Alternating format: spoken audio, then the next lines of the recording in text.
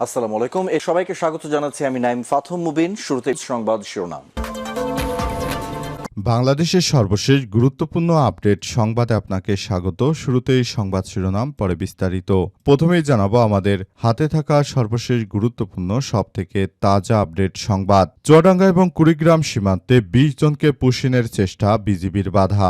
আলহামদুলিল্লাহ, চুয়াডাঙ্গার দর্শনা সীমান্তে ১১ জন নারী পুরুষকে পুশিনের চেষ্টা ব্যর্থ করে দিয়েছে বাংলাদেশের border guard of Bangladesh BGB. বাধা প্রতিহত হয়েছে, পরে তাদের ফিরিয়ে নিয়ে ভারতের সীমান্তের কাছাকাছি রেখেছে ভারতীয় সীমান্তরক্ষী বাহিনী বিএসএফ এর সদস্যরা। এই ঘটনায় এখন চুয়াডাঙ্গা ও কুড়িগ্রামে ব্যাপক থমথমে অবস্থা বিরাজ করছে। কুড়িগ্রামের সীমান্তে ২টি পয়েন্ট দিয়ে ৯ জনকে বাংলাদেশে পাঠানোর চেষ্টা করেছে ভারতীয় সন্ত্রাসী বাহিনীরা। এই ঘটনায় আমাদের বিজিবি সদস্যরা সেটিও রুখে দিয়েছে। জানাবো কিশোরীকে ধর্ষণ চেষ্টা, অভিযুক্তকে গণপিটুনি দিয়ে পুলিশে সোপর্দ। ঝিনাইদহের কালীগঞ্জে প্রতিবেশী কিশোরীকে ধর্ষণ চেষ্টার অভিযোগে মীর ফারুক নামে এক রিকশা চালককে গণপিটুনি দিয়ে পুলিশের নিকট সোপর্দ করেছে এলাকাবাসী। আজ উপজেলার বলিদাপাড়া গ্রামে এমন ঘটনা ঘটে। অভিযুক্ত মীর ফারুক সদর উপজেলার চণ্ডীপুর গ্রামের বাসিন্দা। এদিকে পদ্মাচরে বন্দুকধারীদের রাজত্ব নিরাপত্তাহীনতায় এলাকাবাসী। আবারও বিএনপি সরকার ক্ষমতায় রাজশাহী, নাটোর, পাবনা এবং কুষ্টিয়া জুড়ে নতুন করে আতঙ্ক সৃষ্টি হয়েছে। চরাঞ্চলে অন্তত ১১টি সশস্ত্র গোষ্ঠী সক্রিয়। বালুমহল, চর দখল, আধিপত্য বিস্তার নিয়ে সংঘর্ষ, প্রকাশ্যে চলে অস্ত্রের মহড়া, চাঁদাবাজি, গোলাগুলি। বিএনপি সরকার ২০০১ থেকে ৬ সালে যখন ক্ষমতায় এসেছিল, সারা দেশ জুড়ে বাংলা ভাই সহ জেএমবির সদস্যরা সারা দেশে এমন সমস্যায় সৃষ্টি করেছিল। এবারে জানাবো স্থানীয়দের মধ্যে কৌতূহল, নানা প্রশ্ন। পলাশবাড়িতে বিশাল মূর্তি নির্মাণের নেপথ্যে কারণ কি? রাজধানী ঢাকা থেকে প্রায় ২৪২ কিলোমিটার উত্তরের জনপদ গাইবান্ধার পলাশবাড়ি ঢাকা রংপুর মহাসড়ক ধরে ৬ ঘন্টার দীর্ঘ পথ পাড়ি দিলেই দেখা মিলবে উপজেলাটির। দীর্ঘ যাত্রা শেষে আপনি যে গন্তব্যে পৌঁছাবেন তা এখন কেবল ভৌগোলিক স্থানাঙ্ক বা উপাসনালয়ের সীমানায় আবদ্ধ নেই। সেখানে ভারতীয় মদতপুষ্ট সন্ত্রাসীরা বাংলাদেশে এই বিশাল মূর্তি নির্মাণ করছে। তারা বাংলাদেশকে আবারও অস্থিতিশীল রাষ্ট্র হিসেবে পরিচালিত করতে চাইছে। এবং সর্বশেষ জানাবো বাজেট ঘোষণার পর একটি পণ্যেরও দাম বাড়েনি বললেন প্রধানমন্ত্রী। কর্মকাজ গর্বদেশ প্রতিশ্রুতি পুনর্ব্যক্ত করে কৃষক, নারী, শিক্ষার্থী ও নিম্ন আয়ের মানুষের জন্য সরকারের বিভিন্ন পরিকল্পনার কথা তুলে ধরেছে বিএনপি চেয়ারম্যান ও প্রধানমন্ত্রী তারেক রহমান। তিনি বলেন, বিএনপি রাজনীতি ক্ষমতার জন্য নয়, মানুষের জন্য। সরকার ২০ কোটি মানুষের জীবনমানের উন্নয়নে ধারাবাহিক কাজ করে যাচ্ছে। প্রিয় দর্শক, এতক্ষণ শুনছিলেন সংবাদ শিরোনাম, এবারে বিস্তারিত। তবে তার আগে বন্ধুরা অনুরোধ থাকবে এই সংবাদটিতে একটি লাইক দিন। এই চ্যানেলে আপনি নতুন হয়ে থাকলে আমাদের সংবাদটি দেখতে দেখতে চ্যানেলটি সাবস্ক্রাইব করে রাখুন। কমেন্ট করে বন্ধুরা আপনার মূল্যবান মতামত জানিয়ে দিন আপনি বিশ্বের কোন দেশ থেকে বা বাংলাদেশের কোন স্থান থেকে আমাদের সংবাদটি দেখছেন এবং শুনছেন। আর বন্ধুরা, গাজা যুদ্ধে আপনি যদি নিরীহ ফিলিস্তিনিদের ভালোবেসে থাকেন, কমেন্ট বক্সে ইয়েস লিখে পুরো বিশ্বকে আমাদের এই তাজা আপডেটটি দেখার সুযোগ করে দিন। এবারে বিস্তারিত।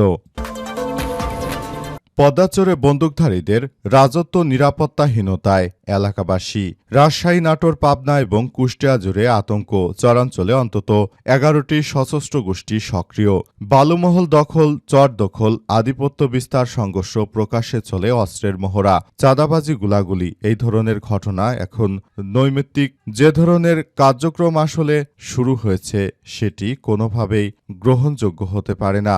আসলে পুরো বিষয়গুলোকে খুবই খারাপভাবে নিয়ে যাচ্ছে বিএনপি যখনই ক্ষমতায় আসে তখনই দেশজুড়ে এই ধরনের অনাকাঙ্ক্ষিত ঘটনাগুলো ঘটে থাকে।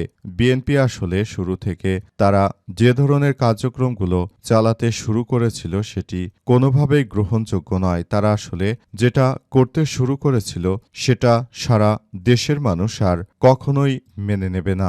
বিএনপির কার্যক্রম সবার জন্য এক ভয়াবহ বিপর্যয়ের সৃষ্টি করেছে বলে অভিযোগ পাওয়া গেছে। নতুন করে এই বিষয়গুলো সবার জন্য খুবই গুরুত্ব সহকারে দেখা হচ্ছে।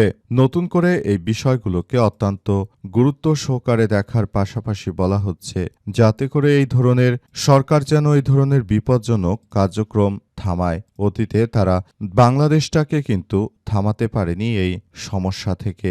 এবারও তারা যদি একইভাবে এগুলো থামাতে না পারে তাহলে সেক্ষেত্রে তারা পুরোপুরি ব্যর্থতার মধ্যে পড়বে। পলাশবাড়ীতে বিশাল মূর্তি নির্মাণের নেপথ্যে কি স্থানীয়দের মধ্যে নানা কৌতূহল। রাজধানী ঢাকা থেকে প্রায় 242 কিলোমিটার উত্তরের জনপদ গাইবান্ধার পলাশবাড়ি ঢাকা রংপুর মহাসড়ক ধরে 6 ঘন্টার দীর্ঘপথ পাড়ি দিলেই দেখা মিলবে উপজেলাটির। দীর্ঘ যাত্রা শেষে আপনি গন্তব্যে পৌঁছাবেন, যা এখন কেবল ভৌগোলিক স্থানাঙ্ক বা উপাসনালয়ের সীমানায় আবদ্ধ নেই, বরং সম্প্রতির সময় এটি আলোচনার কেন্দ্রবিন্দুতে পরিণত হয়েছে। গাইবান্ধার অনগ্রসর এই জনপদে একের পর এক বিশাল মূর্তি নির্মাণ করা হয়েছে, যার মধ্যে 28 ফুটের শিব এবং 53 ফুটের কৃষ্ণের পর এবার রামমূর্তি নির্মাণের কর্মযোগ্য স্থানীয়দের মধ্যে কৌতূহলের জন্ম দিয়েছে। যেখানে হিন্দু ধর্মাবলম্বীরা সংখ্যালঘু, সেখানে এমন স্থাপনা নির্মাণের নেপথ্যে কারণ ও উদ্দেশ্য প্রয়োজনীয়তা নিয়ে প্রশ্ন উঠেছে। জানা যাচ্ছে যে এটি ভারতের হিন্দুত্ববাদীদের পয়সায় এই মূর্তি তৈরি করা হয়েছে। বিশেষ করে এই মূর্তি তৈরি করে ভারতের হিন্দুত্ববাদীরা তারা তাদের কূটনীতিকদের বাংলাদেশে ঢোকানোর চেষ্টা করছে। বিএনপি সরকার ক্ষমতা আসার পর থেকেই এই ধরনের কার্যক্রম হচ্ছে এবং এই কার্যক্রম আসলে কেন হচ্ছে সেসব বিষয়ে বিএনপির পক্ষ থেকে এখন পর্যন্ত কোনো তথ্য কেউ দিতে পারছে না। মূলত তারা আদতে বাংলাদেশের পক্ষ থেকে কিছু করবে নাকি বাংলাদেশের বিরুদ্ধে তারা কার্যক্রম চালাচ্ছে সেটি এখন পর্যন্ত স্পষ্টভাবে কেউ বলতে পারছে না। চুয়াডাঙ্গা সীমান্তে 11 জনকে পুশিনের চেষ্টা রুখে দিল বিজিবি।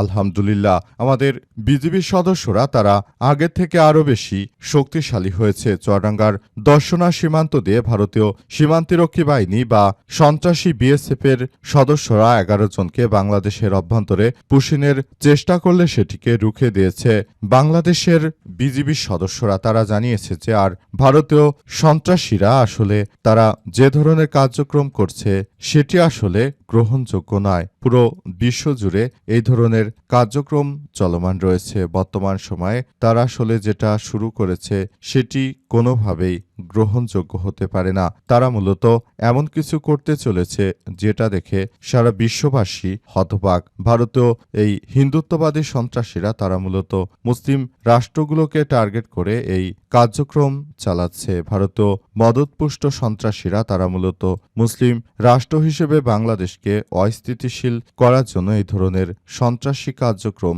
চালাতে শুরু করেছে। এদের হাত থেকে বাংলাদেশটাকে রক্ষা করার জন্য আমাদের বর্ডার গার্ড অব বাংলাদেশ বিজিবির সদস্যরা তারা নতুন করে এই কার্যক্রম শুরু করেছে। এর ফলে চরম হতাশার মধ্যে পড়েছে তারা। কিশোরীকে ধর্ষণ চেষ্টা অভিযুক্তকে গণপিটুনি দিয়ে পুলিশে সোপর্দ। ঝিনাইদহের কালীগঞ্জে প্রতিবেশী কিশোরী ধর্ষণের অভিযোগে মীর ফারুক নামে এক রিকশা চালককে গণপিটুনি দিয়ে পুলিশে সোপর্দ করেছে এলাকাবাসী। আজ উপজেলার বলিদাপাড়া গ্রামে এই ঘটনা ঘটে। অভিযুক্ত মীর ফারুক সদর উপজেলার চণ্ডীপুর গ্রামের বাসিন্দা। পুলিশ ও স্থানীয় সূত্র থেকে জানা গেছে যে শহরের বালিদাপাড়া এলাকায় একটি ভবনের সাবলেট হিসেবে পরিবার নিয়ে বসবাস করতেন ফারুক হোসেন। তিনি কালীগঞ্জ শহরের রিকশা চালিয়ে সংসার চালাতেন। দিবাগত রাতে তাদের সঙ্গে সাবলেট হিসেবে বসবাস করা প্রতিবেশী 11 বছরের কন্যা শিশুকে ফারুক হোসেন ধর্ষণের চেষ্টার অভিযোগ ওঠে। এদিকে শনিবার সকালে ঘটনাটি জানাজানি হলে এলাকাবাসী তাকে আটক করে গণপিটুনি দিয়ে পুলিশে সোপর্দ করে। এই ঘটনায় এখন ওই এলাকায় থমথমে অবস্থা বিরাজ করছে। নতুন করে এক ভয়াবহ বিপর্যয়ের মুখে পড়েছে। এই ধরনের কার্যক্রম দেশ জুড়ে যে হচ্ছে, এতে দেশের মানুষ চরম অনাকাঙ্ক্ষিত ঘটনার মধ্যে পড়েছে। দেশের মানুষ মনে করে এই বর্তমান সময়ে যে ঘটনাগুলো ঘটছে সেটি আসলে আমাদের সবার জন্য এক ভয়াবহ বিপর্যয়ের বার্তা দিচ্ছে। বাংলাদেশে শিশু নির্যাতন, হত্যা, ধর্ষণের মতো ঘটনা হঠাৎ করে বেড়ে গিয়েছে সারা দেশে।